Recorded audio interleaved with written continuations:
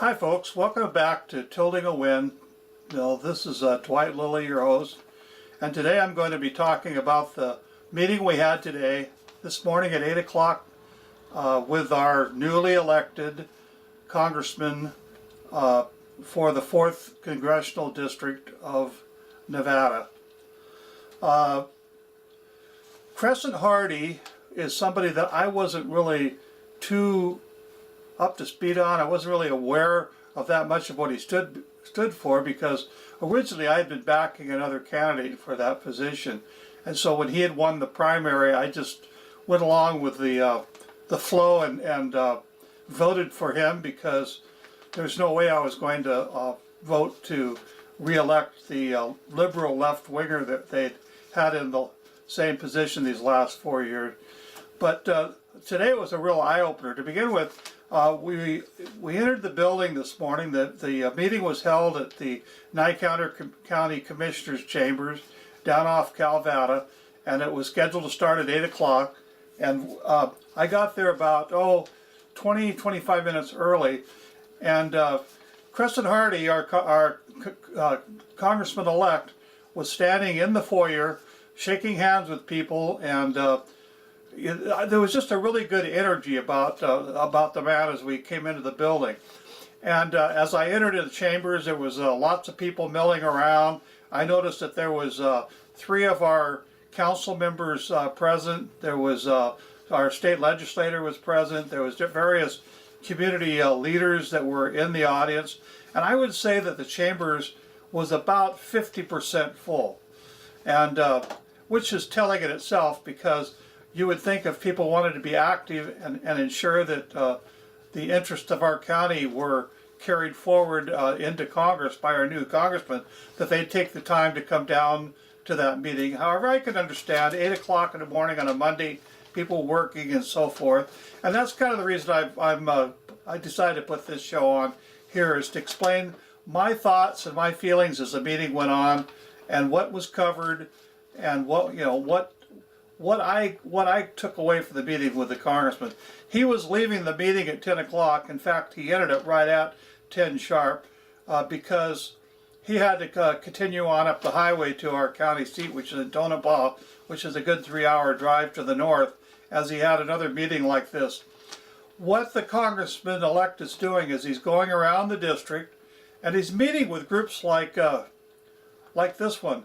Now, I would have to say, in the time that I've been in Pahrump with our last member of Congress, I didn't see him coming into Pahrump that often and actually meeting with people. However, Congressman-elect Hardy made it very clear, and he mentioned it several times during the meeting, that he was very concerned about staying on top of what the members of the communities felt, what their issues were. And there was, in fact, there were members of the audience in the question and answer session that, when lifting their hands and asking a question, they had mentioned that, you know what, I wrote a letter to the former congressman a year ago and never got a reply, or I wrote Senator Harry Reid's office about my concern about such and such, and I get this completely different letter back addressing a completely different issue that was more or less just a rubber stamp type response. Didn't really direct anything directed to my question at all. And I know that this concerned Cresent Hardy, because he said that this was not going to happen as he was in the Congress, and that it was going to be he was very interested in hiring people in the district offices to handle problems directly, to meet with constituents and to go over their problems, and to do a real hands-on approach at helping them solve these problems. So I was impressed from that standpoint. But it'll remain to be seen whether or not this is ever carried forth. It's one thing for him to say what he's going to do as he's traveling around the district before he's even sworn in. But it's another thing once he gets back to Washington and gets into the workload that job's going to entail, and whether or not there's all the follow-up that he's promising. But anyway, he's promising it now. I was able to talk to him directly. I was pretty impressed. He came up to me and shook my hand again after the first time. And I was able to talk to him and tell him about how I felt about the BLM issue, which really seems to be BLM and water are the two main driving points, and jobs. I might be jobs and economy here in Nye County. And what I like about this newly elected congressman is he's from the town of Mesquite. Now Mesquite is a small town like Pahrump is. It's on the far eastern, southeastern border with Utah, and very similar, rural in nature, lots of grazing land, and lots of the same issues that we have. So he comes from the type of people that we are here in Nye County, a rural oriented person that's concerned about rural issues. In fact, he did bring up the Bundy issue, which I've covered before in another program, and the fact that he doesn't believe that the federal government has any right at all to chase the Bundys off that grazing land down there. And this seemed to be a tone that he set throughout the meeting, that the federal government coming in here and doing what they've been doing, they don't really have the right to do that, but they're doing it anyway, obviously. And one of the other things that I was really amazed about, I guess, is that he mentioned that when he went to his freshman orientation meeting back in Washington, D.C., and he got to meeting other freshman members of Congress and even long-standing members of Congress, how little they knew about the issues that we were having with land out here in the West. In fact, they were shocked to hear about the land, concerns we have with BLM and concerns we have with the water and that, because frankly they come from states that they have control of their federal lands. It's not under federal control anymore. The states have most of the land in their own states, and so this is not even an issue. They've come from a state where the state had control of managing what was around, and so it was an eye-opener for them, and I was really glad that Congressman-elect Hardy brought that up and had actually already been engaged with these other people about the issues which are important. Another issue that we all hear about is, okay, and I've mentioned it before in talks and in writings, is that we send people to Congress, whether it be a U.S. senator, whether it be a representative of any sort from here out here in Nevada, and when they get there, they get, I guess, enamored by all the bright lights and the issues back there, and they forget where they come from.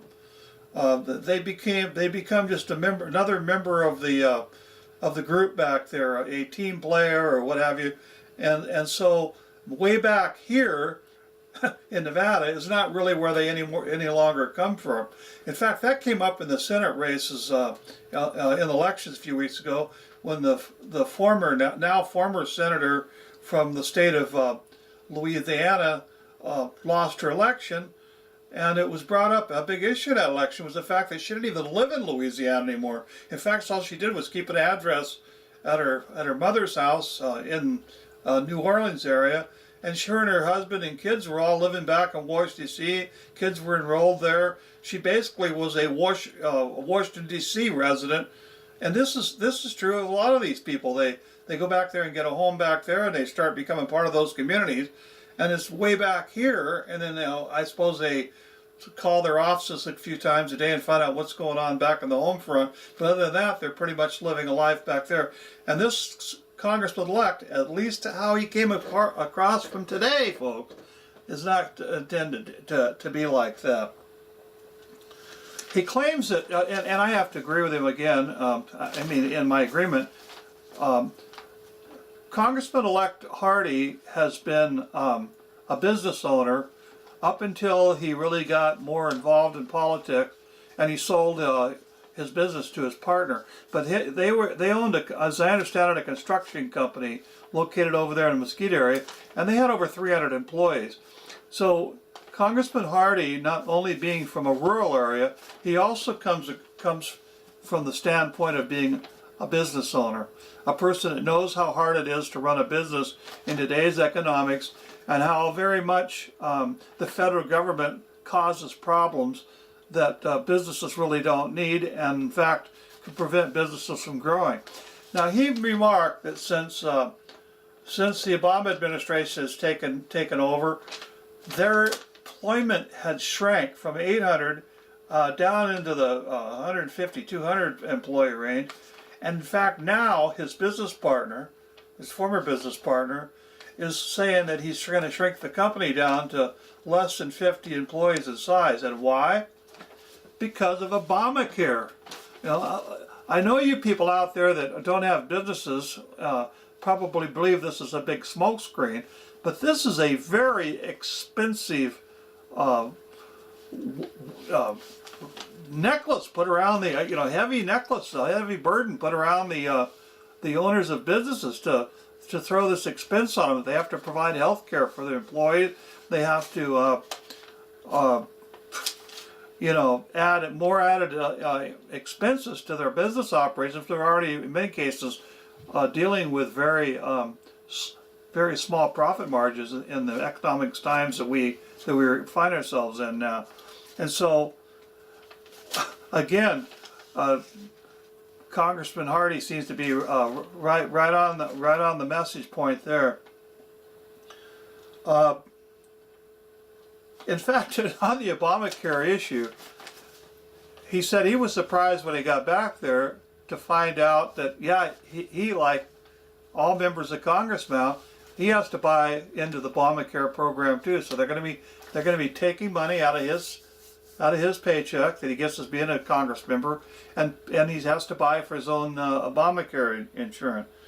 As the meeting went on, Congressman Hardy kept stressing over and over states' rights, states' rights, states' rights. The fact that that the country is a constitutional republic. Now, this is very important when you listen to how a person believes that our government is, what the foundation of our country is. To have somebody come out and actually say, this is a constitutional republic. This is not a democracy. This is not a republic. This is a constitutional republic where the Constitution limits the federal government to just a very narrow range of issues that they should be dealing with. And he brought it up as people would ask about things in the audience. Well, what about my particular case here or my particular case there? The fact that we have so many federal programs and communities, local governments here in Pahrump. How many times have we heard, the town of Pahrump, when it was still operational as a town board, we need to get this federal grant for this, or we need to get federal money for that. Or in the case of on the county level, well, we need to get our money out of Yucca Mountain, regardless of whether it's going to pollute or cause any problems down the line with nuclear waste. But how we need to get that federal funding going on up there so money comes into our community. And this is something that anybody that thinks about it for a moment would have to agree with. When you go to the government and say, you know what, I need help with feeding the kids the school lunch programs, or building this particular project or that particular project, or helping in this regard, that they come with strings attached. Now, how did the government get as large as it is and as intrusive in our lives that even kids now, teenagers in schools, are recognizing that this overburdening power of the federal government in our lives? It's because every time we get the federal government involved in something, asking for help, there's strings attached.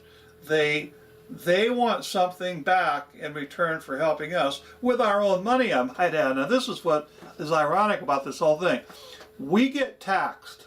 Our tax monies leave Nevada, go back to Washington, D.C., on the other side of the country, into the Treasury, and then they met out our money back to us with strings attached. Now, what a complete waste of effort. If that money had remained back here in Nevada to begin with lower taxes, then we could have solved our own problems because who's closest to the problem and has the best handle on what's going on? It's the people that live in the community where the problem exists. No, but because our money's been siphoned off to the federal government, and Cresent Hardy kept bringing this up over, and I was really impressed that he did, is that the way that we're going to get out from underneath the thumb of the federal government and get our lands back and get back control of our lives and out from underneath the thumb of federal government is by weaning ourselves off these federal programs, by Congress backing away from intruding in our lives and having more of the funds available here on the state level to deal with state problems.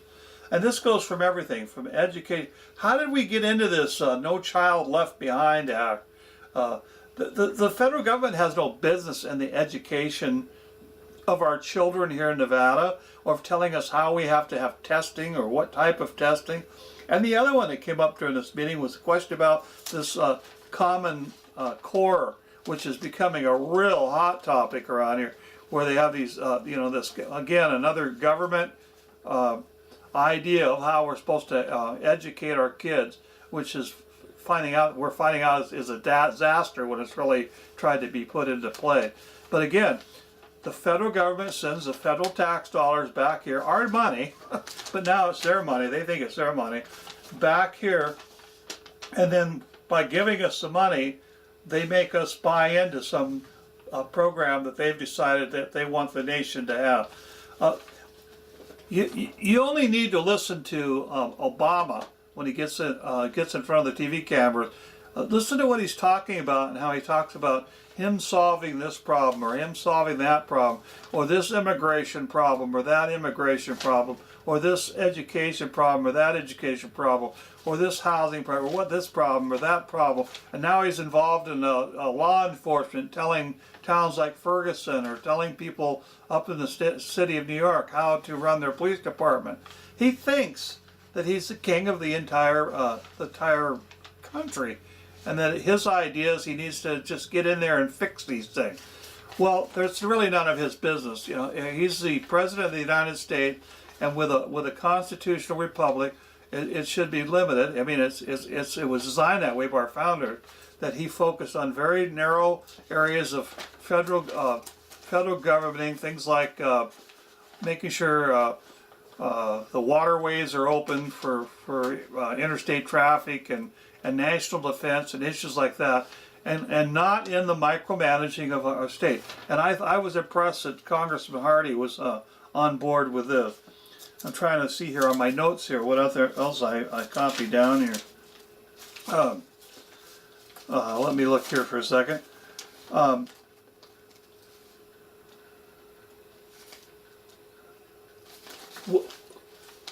One of the things that, I don't know if I mentioned this earlier, that I noticed that all throughout this meeting, the people that he had there, his two staff members, were taking notes, gathering business cards, getting ideas. And how can you not like it when they're right off, they come in here, by the way, he's not even a congressman yet. He's a congressman-elect. He doesn't take office until January the 5th, yet his chief of staff had come out here, and the lady that's going to be working alongside him, the other member of his staff, both came out here on their own dime. They're not getting paid a nickel right now, although he's going to have a budget to run his congressional office. It doesn't take place until January the 5th when he's sworn in. So these people, him included, are on the ground running right now out of their own back pocket. How did he get these people that's working for him? He was a state legislator, and now he's a member of Congress. Well, one of the things that he said that he really took note on was when he went back to the federal, to the freshman orientation back in Washington D.C., which they have every 2 years for congressmen-elect, and they tell them, sort of what to expect and where their office is going to be, and just the whole business of being a member of Congress, that he was warned, and they were all warned, that don't hire your friends to be on your staff. Don't hire a business associate that's worked with you to be on your staff, and because it's going to be a nightmare for you, you're not going to exceed. You need to pick people that know how Washington, D.C. Works. And so in doing so, the congressman chose two individuals. One had worked with Senator Ensign when he was the senator from the state of Nevada, and had worked with Governor Ginn, and just different people. And the other person had too. They had experience in working and representing constituents for members of Congress before, and members of state government. Now those two are interviewing people to become members of these office staffs around the state, and they can hire people locally. They'll be hiring people that know what the local issues are. There'll be Nevada people on the payroll, but for the two top positions on his staff, he made sure that he got people that knew how the game in Washington was played. When he was saying all this, one of the points I brought up to him, I stood up because I talked 3 or 4 times. I got up and made comments during this meeting. But as I was listening to him say how he's rock bed in his convictions and beliefs of who he is as a person, and how he can't get bought out and this and that, I wanted to see how he'd react to a certain point I wanted to make, so I went ahead and threw it out there.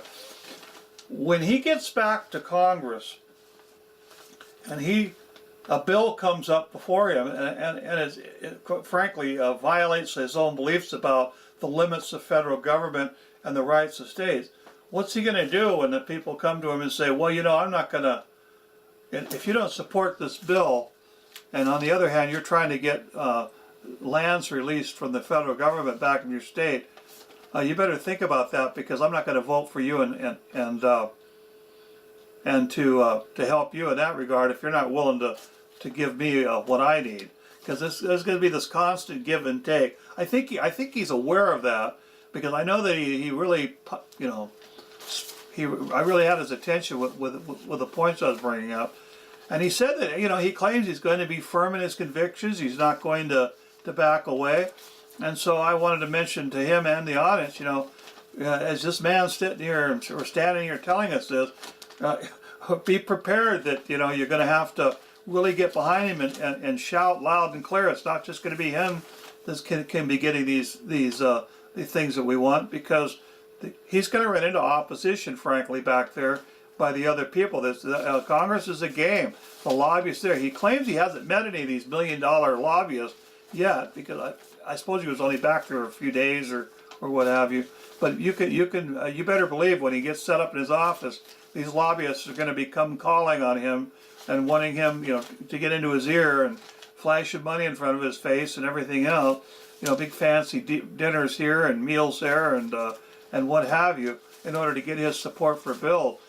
I would assume that, having been a former business owner, that he's got his own nest egg set aside. He doesn't need any of their money, but well, that'll remain to be seen how that goes. Because like anybody anymore, they get into office. I listen to them, and okay, I like that idea, and you guys should take the position too. I might add. We'll all become members of the state of Missouri. We'll be the show me. I want you to show me, Crescent Hardy, that you really mean what you're saying, that you're really going to go after the lands that the BLM's control. You're going to really help us out with the water issues that we have out here, and so we'll see. But anyway, that's about all I have today. I'm sorry about how sort of disorganized this was, but I was just trying to get across the thoughts about what happened at the meeting. Like I said, the meeting ended at 10 o'clock, and people were milling around when we left. I didn't want to stick around any longer. I shook hands with a few people and said, my greetings and so forth, and then we left the meeting. But anyway, so here we go forward. We now have total control of the House of Representatives. We have total control of the U.S. Senate. We have a majority for once in a very long time. And let's see if these members of Congress can come forth and give us what they promised in all those campaign stations. And that's it for tonight. Thank you.